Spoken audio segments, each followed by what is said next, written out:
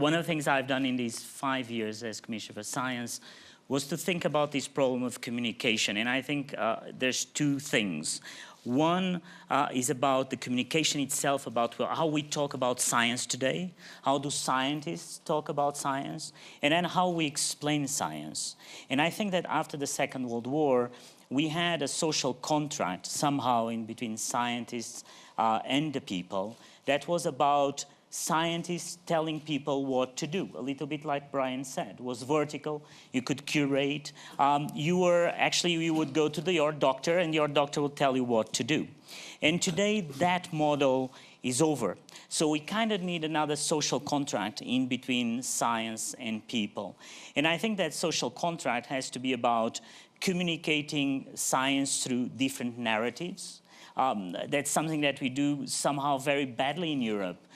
We have this amazing program of 80 billion euros for science. And then I go home to my mother and I say, you know, we're putting 1 billion to map the brain. And my mother tells me, why? Why are you mapping the brain? Instead, I'm telling my mother, we have these 1 billion euros that will cure Alzheimer's.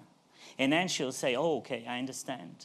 And I think that somehow the scientists, they understand science in their own way. And I'm in the middle. I'm a politician, so I'm here in between the people and the scientists. And I think that what I can help as a politician is to build that narrative. And so we've started this project at the European Union level, which is about creating this mission-driven science. And that is exactly about taking 5 or 6 subjects at the European level that people will be proud in Europe to see that we will solve. So we could pick and say we're going to be the first to have the first electrical plane, the first commercial electrical plane. That will be such an amazing thing for the future. And then people will feel proud of it. And that being proud of it will make that people will vote for politicians that really care about science. And then you will have funding to do your science. But you have somehow to get out of your comfort zone as scientists. And some of you do this very well. And the ones that are here, I mean, Nobel Prizes, you know, you do it very well. But most of the others, they don't get into this narrative. They talk about the story of science as what they love and not what people want to hear. And so we have to help on that.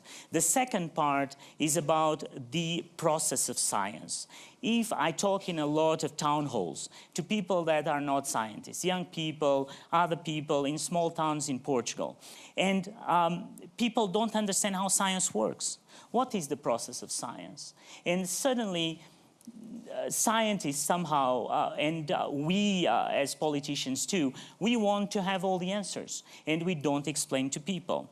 And so I think that is the first thing I did in the Commission was to try to have a group of chief scientific advisors that will help us to explain the process of science. And by that I mean telling people what scientists don't know, telling people what science they have doubts, and then tell people, look, based on what we know, and in this process, which is a process of science, that's what we come to explain you. But people don't want to know any more numbers or facts. They want to understand the process. If they don't understand the process, they will Google it. And it's worse, because then they get confused. And if it's about health, they get scared because they think they're going to die.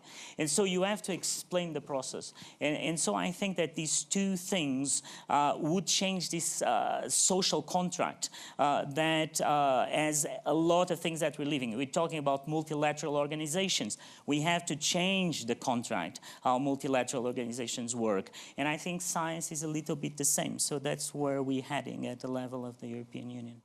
Keep investing and investing more in fundamental curiosity-driven research. Absolutely. Especially because I think that being myself an engineer, I see that the new wave of innovation is a wave that will go back to fundamentals and to fundamental research in quantum technology or blockchain or other.